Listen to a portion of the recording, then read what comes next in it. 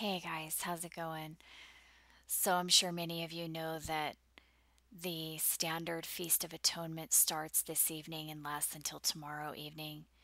And last Friday was a minor watch date, and NASA launched their moon rocket on that date. And what I thought was kind of interesting is that Virgin Galactic had their test flight the day before that, and this was all on the standard Jewish Feast of Trumpets. So, I'm sure you probably know about this, but um, this is really an unprecedented event that's coming up with the Virgin Galactic space flight because a lot of civilians, celebrities, mostly, I think, are planning to go up in this space shuttle for a flight. And I guess it's happening next year in 2014, or I think the earliest they said is in December of 2013 or sometime in 2014. So that's never happened before, where just civilians go up just for a ride as, kind of a recreational type, sightseeing type thing. I mean, that's never happened. It's always been astronauts that go up in the space shuttle. So that will be a really amazing um, event, and that is due to happen. Like I said, it's due to happen soon, like either in December or sometime in 2014. So they had their next test flight. Every now and then they send up the Virgin Galactic for a test flight, and they sent up another test flight the day before this moon launch. So that all happened on the standard Feast of Trumpets last week. So that was kind of interesting, just a minor watch date. But what I wanted to talk about in this video is the the really amazing fulfillments we've seen in the past year, starting on the true Feast of Trumpets in 2012 until the true Feast of Trumpets this year in 2013, which is October 6th. So I have a video below in the description box on the true calendar. It explains how the true calendar works, and it's based upon the biblical text only. So it doesn't go by what somebody says in Israel is the true date, or it doesn't go by the barley, the harvesting or the ripening of the barley. It doesn't go by what scientific instruments say is the equinox, none of that.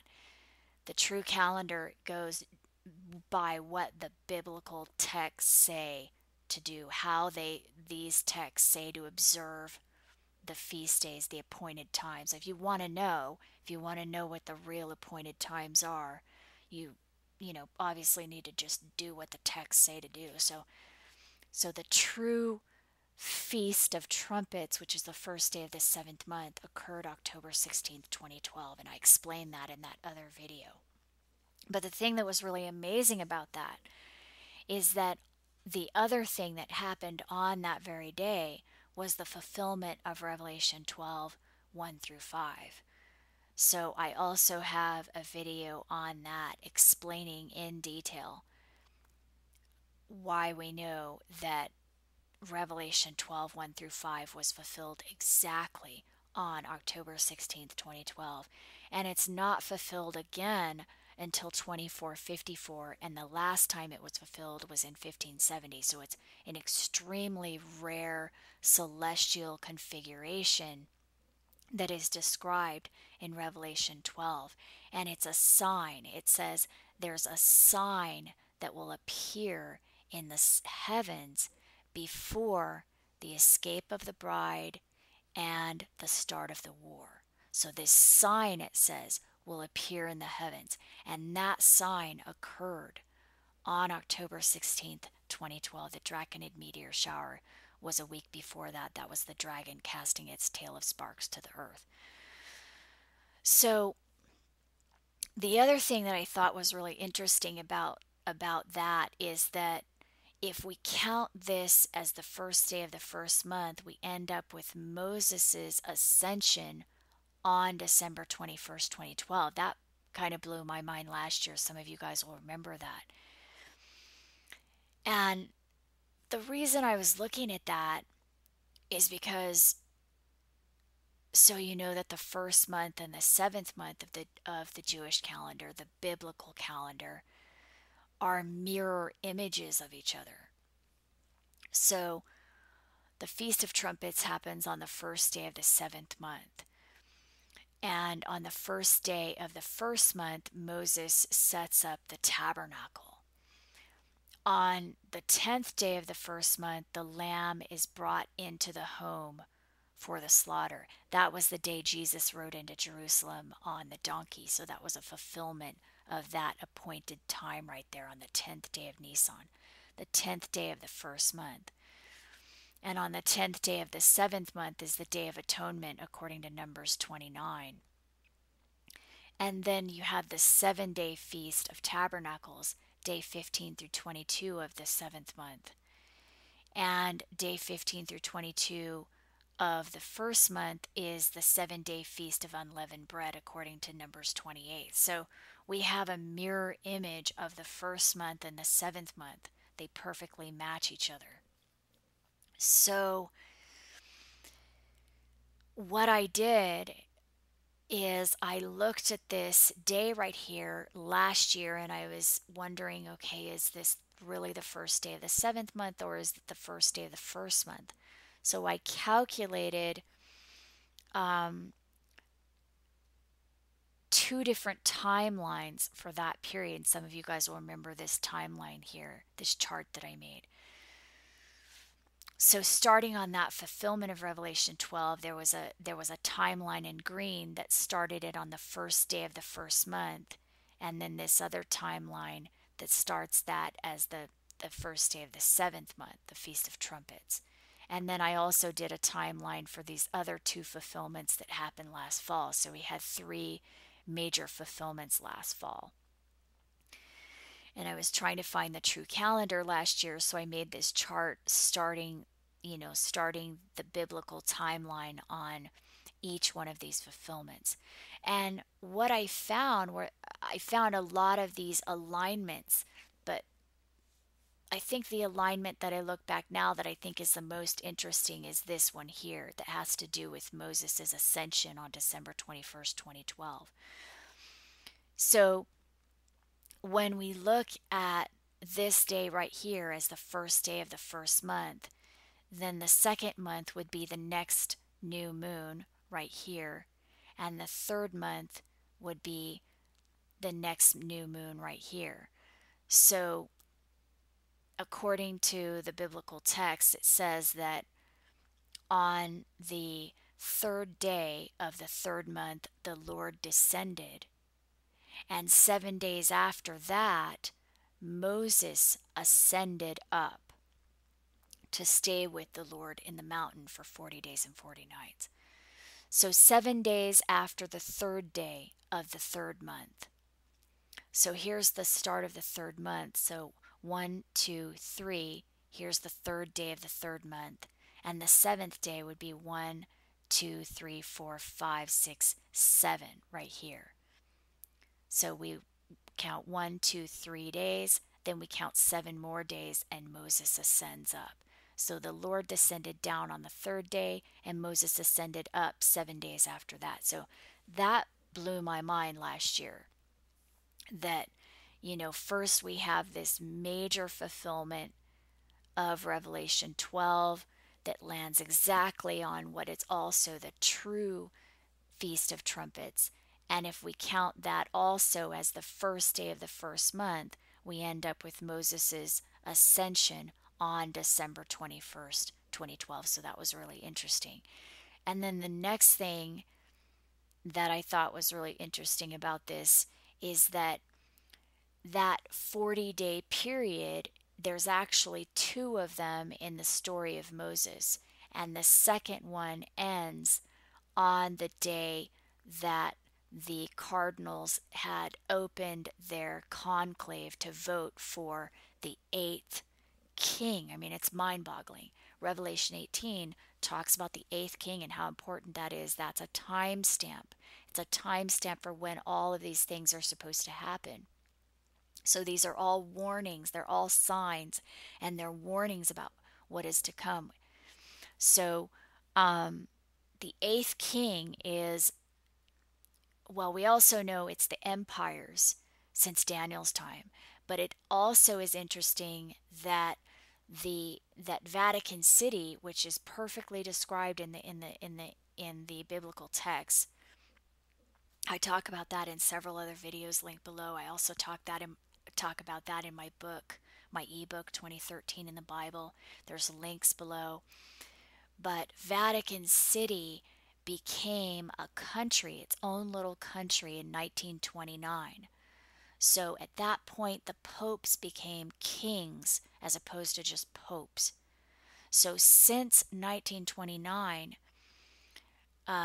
there have been 8 kings. So Pope Benedict was the 7th king since 1929, and Pope Francis is the 8th king since 1929. So this timeline that is written about in the biblical text having to do with Moses' 40 days, the 40-day period, it ends right here on the very day that the cardinals had their conclave to vote for that 8th king. So that was pretty amazing. So let me show you what I mean. So we'll count 40 days and 40 nights from right here. So 1, 2, 3, 4, 5, 6, 7. Then this would be 14, 21, 28, 35, 36, 37, 38, 39, 40. But remember, it's 40 days and 40 nights. That's really important. So this was the day that Moses descended from the mountain right here on the 30th of January 2013. And the story is that Moses descends down from the mountain and he sees the Israelites worshiping the golden calf, and he drops the tablets of the 10 Commandments and they break. So he has to go back up again for another 40 days and 40 nights. So he ascends up the next day. This is what the texts say. He ascends up the next day and he stays for another 40 days and 40 nights. So we count that 1, 2, 3, 4, 5, 6, 7. That's 14. Then 21, 28, 35, 36, 37, 38. 39, 40, and remember it's 40 days and nights. So literally on this day right here, March 12th, 2013, they opened the conclave to vote for the 8th king on that day, the day that Moses descended. So the interesting thing about this is that the 40 days and 40 nights that are mentioned in the story about Moses are also mentioned in the story of Noah and the flood in Genesis 6 through 8. So it says in that story, in the story of Noah, that after the 40 days and 40 nights, he would wait 7 days and 7 more days. And so the interesting thing about that is 7 days after this conclave opened right here was the inauguration of the 8th king, and 7 days after that was the dragon capsule. So we know that Revelation 12 talks about the dragon, and in fact the whole book of Revelation talks about the dragon. So all of these events are described in code in Revelation and all throughout the Bible, these events that are literally happening right now. So the next thing that was really amazing right after this is Obama went to Israel exactly on the window for Nisan 10, which is the very day that Jesus rode into Jerusalem on the donkey. The reason this is a 3-day window is because some Jews celebrate Nisan 10 starting from the new moon And there are other Jews who count from the first crescent, and their day starts in the evening and lasts until the evening of the next day. So if we count from the new moon, Nisan 10 would be the evening of March 20th until the evening of March 21st, right here, when they brought the lamb into the house. That was their tradition. That was when Jesus rode into Jerusalem on the donkey. Jesus came into the house. The unblemished lamb came into the house on that day. And but if you count from the first crescent like some Jews do, then Nisan 10 lands right here on the evening of the 21st until the evening of the 22nd. So that's why we end up with a 3-day window. We include all of the Jews, everybody, and we end up with a 3-day window for the day of Nisan 10 when Jesus rode into Jerusalem.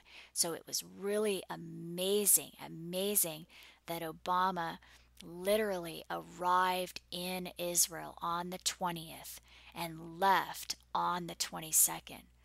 So it was just unbelievable, those of us that were paying attention. But that's the key with all of these codes, is that you have to actually pay attention.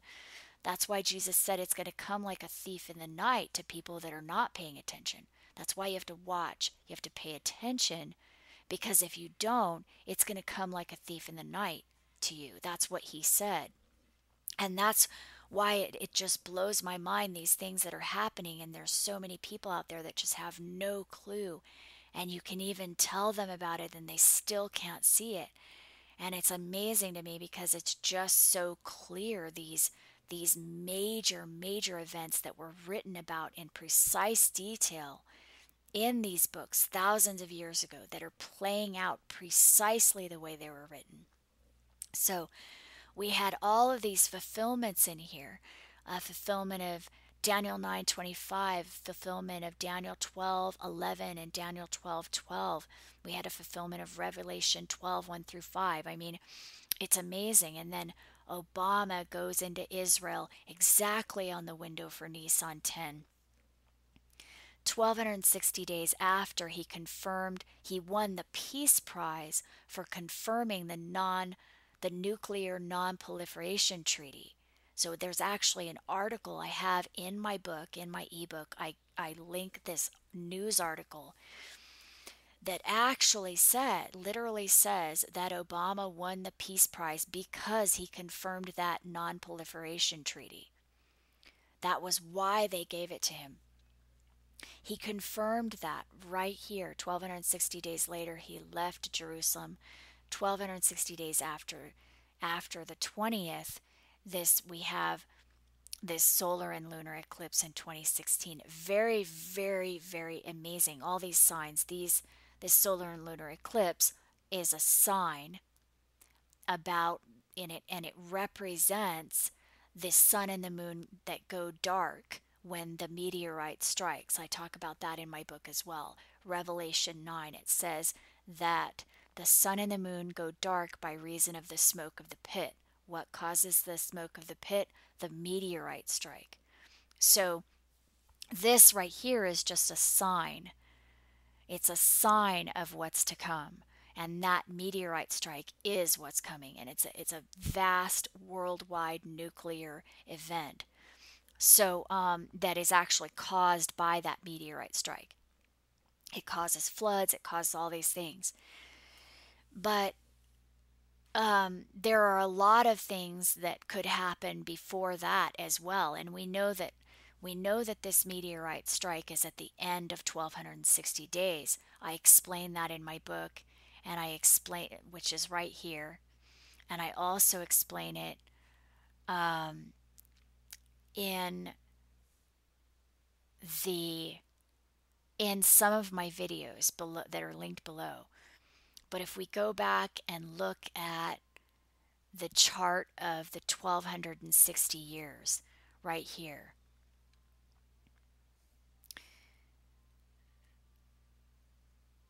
you can see that I talk about this in my book, how The meteorite strike happens at the end of the 1260-day period, and I explain all of that in the book. I explain it in some of my videos. So that could either mean that we have a 1260-day period coming up that hasn't happened yet, and it'll happen at the end of that, or it could be a reference to this 1260-day year period right here that ends in 2014, because we have some really, really interesting things that have happened right here,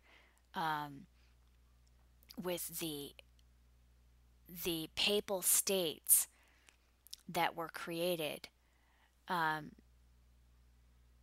in 754 AD, lasted until 1870.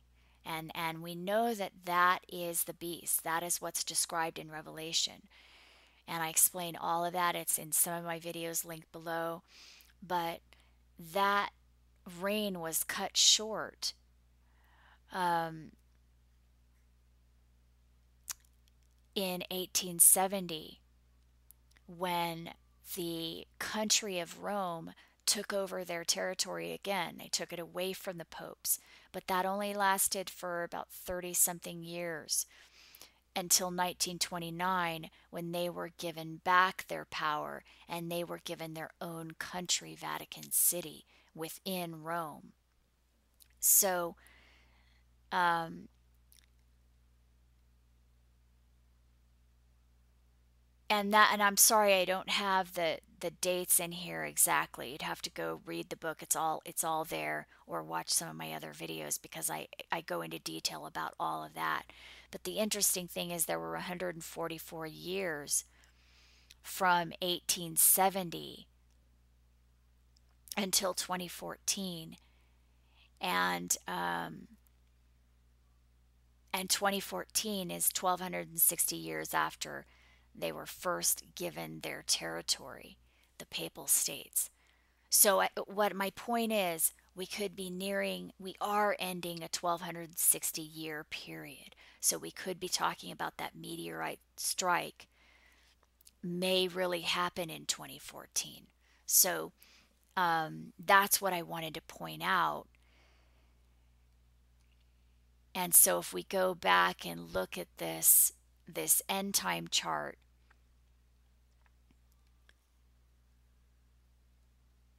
here,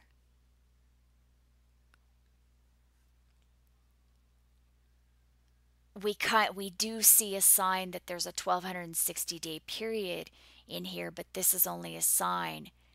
So it doesn't mean that the meteorite strike won't happen until 2016. There, as I was trying to explain, it could also mean that the meteorite could strike in 2014, because we know the beast ascends, seems to it.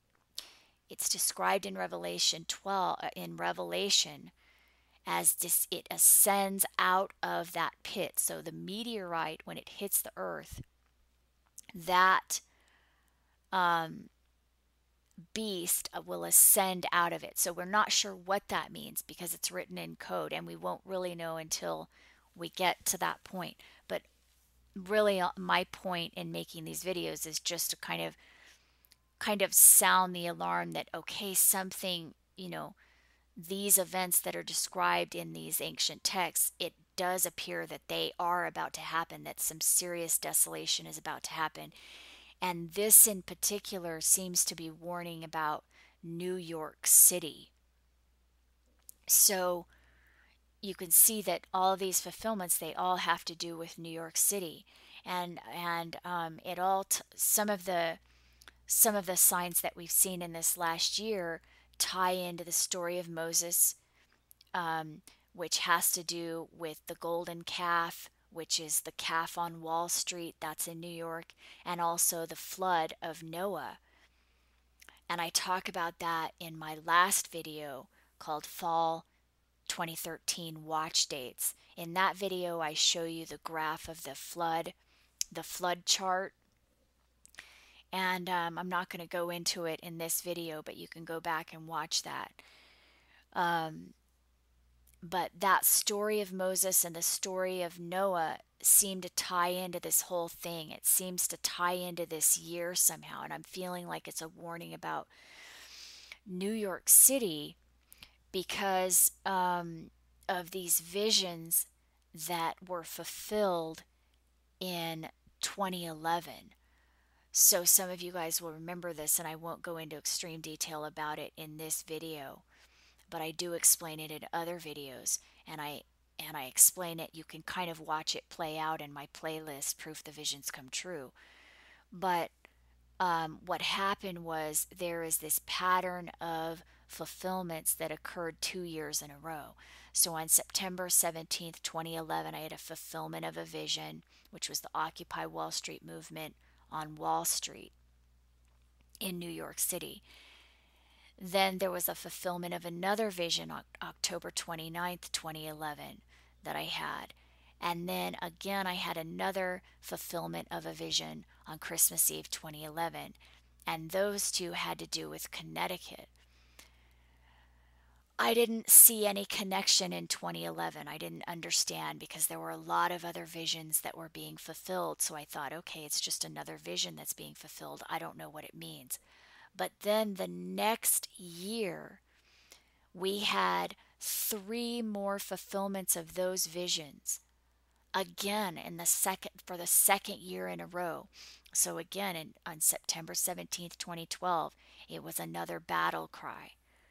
So this vision had to do with a battle cry. It was my way of understanding what a battle cry is. And so the 2 fulfillments were battle cries, both on September 17th, 2011 and 2012.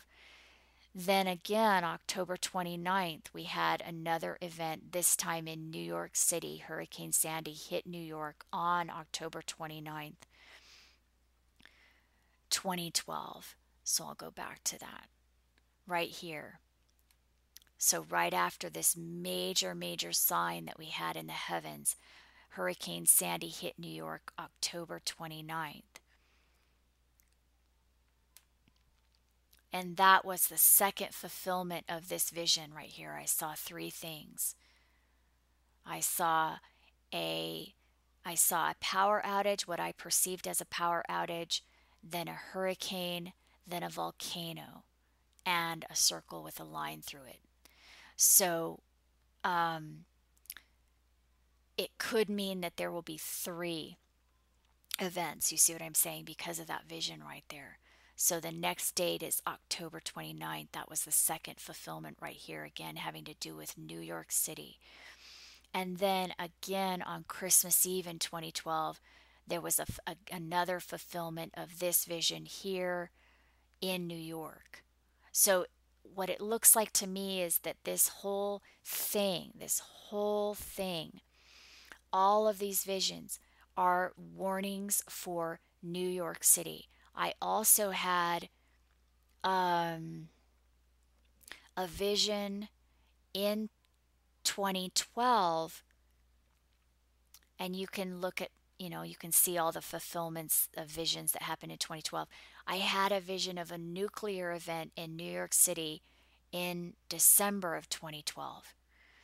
So I talk about this in some of my other videos. For the past year, I've been talking about this because I first noticed these patterns in 2012.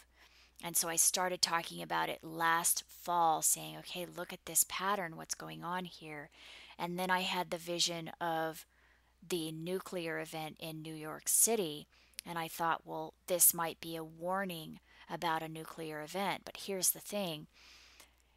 After examining the book of Daniel and the fulfillments from the book of Daniel, we know it says the end thereof shall be with a flood in Daniel 9.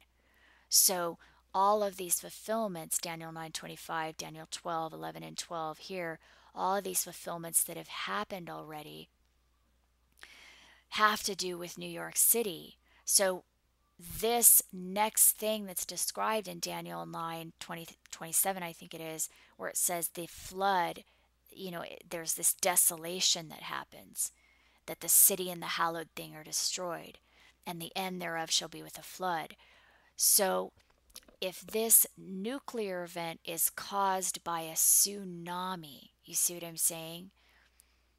Then that might make sense. But check this out, because somebody sent this video to me and it blew my mind.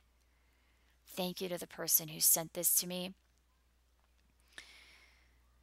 This is an episode of Sid Roth. This was uploaded, I don't know when it aired on television, but it was uploaded to YouTube in February of 2013. He interviewed a yoga teacher who also had a vision of a nuclear event and tsunami in New York City. So I'll just play this for you really quick. So you saw some destruction in New York City. So, very heartbreaking. In fact, earlier in the year 2012, I had a dream where I saw New York City lifted up above the ground, and it became translucent. You could see right through it, and then it rushed across the United States of America and across the Pacific and hovered over Japan. And then it merged with that area in northeastern Japan, where that terrible tragedy took place about a year prior to that, where there was an earthquake and a tsunami and a nuclear incident. And I saw New York City destroyed with the same level of destruction. And that makes me very concerned that there will be a nuclear incident in New York City. Okay, I'll leave a link to this video so you guys can go watch the rest of that. But I was blown away when I saw this, because I didn't know that anybody else had had a vision like that. And back in 2011, I mean, I know a lot of you guys will remember this, I was having those visions of the Japan event. So if you go to my playlist, Proof the Visions Come True, you'll see I was really going through a rough time back then. So I was kind of, I don't know, out of it a little bit, because it was a really hard time for me. But in January of 2011, I started uploading videos to YouTube talking about these visions that I was seeing. And what it was I was living in Brooklyn at that time of my life. I was living in Brooklyn and I was having these visions.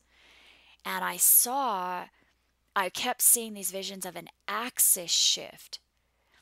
And I started putting things together, and I started warning about March. So you remember that. I have those videos up. Most of you guys that are with me now, that's why you're with me now, because you remember that. A lot of you do anyway.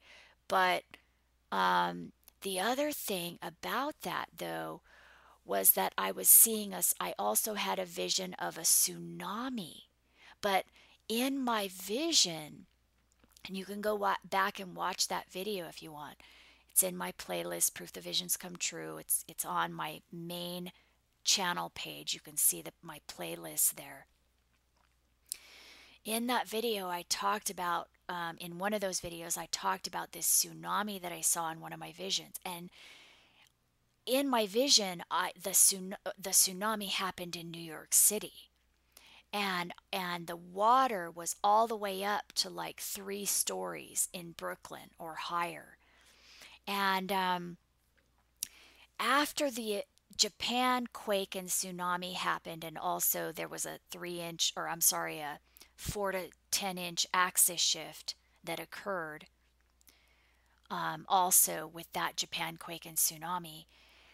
After that occurred, I think we all just kind of thought, well, that was what my visions were. It was just about the Japan event, the quake and the axis shift and tsunami that happened March 11th. That was what I thought it was back then in February. I was warning about that time period. That date, actually, I had on there, which blew, I don't know, I can't believe I noticed that pattern. It blew my mind. But yeah, it was. Sure enough, it happened on that very date, March 11th. And so I thought that was it. That was all those visions I had from January to March of 2011. It was all about the Japan quake, axis shift, and tsunami and nuclear event. But now I look back and I think, wait a minute.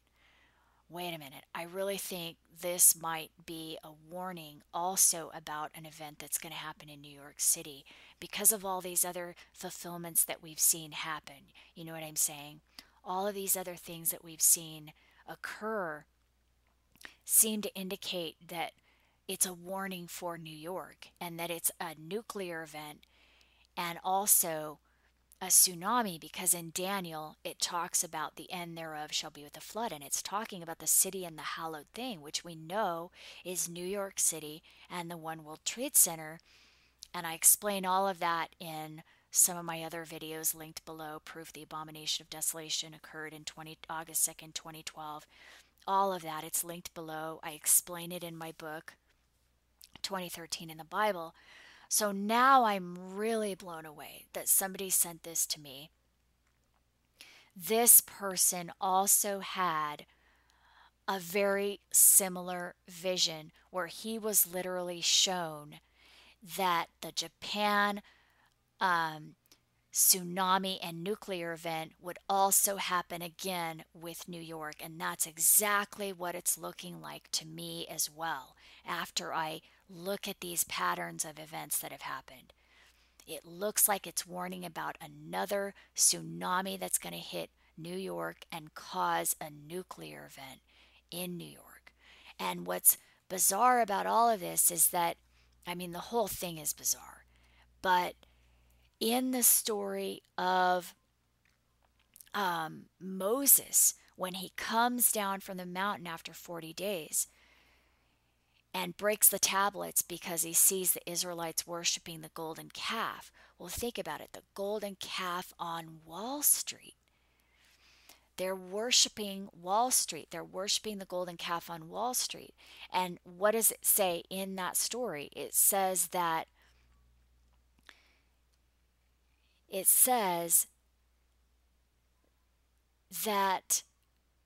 the calf was turned to powder, and the people were forced to drink the powder, and 3,000 of them became sick and died. We're talking about that sounds like a nuclear. That sounds nuclear to me. It could be nuclear. The water being poisoned somehow. That's scary, and it really does seem like a warning. And I will just really quick, I will go in here and show you the end thereof shall be with a flood, these charts that are in here, because it's just unbelievable how what was written in the book of Genesis played out. So in Genesis 5, 6, and 7, we have this chart here that we get out of Genesis 5 and Genesis 7 that played out exactly with reference to New York City. We had the stock market crash here on the Standard Feast of Trumpets, another stock market crash on the next Standard Feast of Trumpets, and then Hurricane Sandy 4 years later. I mean, it's mind-boggling. It's just, it is absolutely unbelievable that these things are playing out the way that they're playing out. And now you have your second witness. So this is this person right here. I don't know him. I wasn't even aware of this until somebody sent it to me the other day. So I hadn't even watched him last February. So that's your second witness. I don't know. I'm just saying this really looks serious, like it really could be a warning for New York City. So the next watch date is, for me, the next watch date is September 16th and 17th, Monday and Tuesday of next week. And the reason is that, let me just go forward here and get to the current, to where we are. So the true Feast of Trumpets is right here, October 6th. But our next watch date is September 16th and 17th, because of these vision fulfillments that occurred 2 years in a row already in 2011 and 2012. We're we're looking for a major battle cry of some kind, either September 16th or September 17th, so Monday and Tuesday of next week.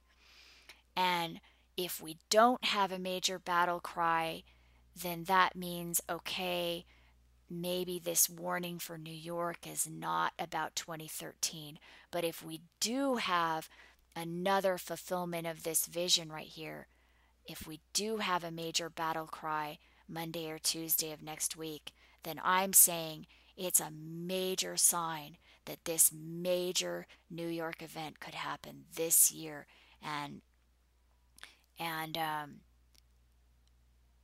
and that would be in reference to the end of October right here, because that's what we notice in the patterns here. So I don't know. I don't claim to understand all of this, but I just want to get that information out to you guys so that, you know, at least we're all on the same page and we know where we are as far as biblical fulfillments go.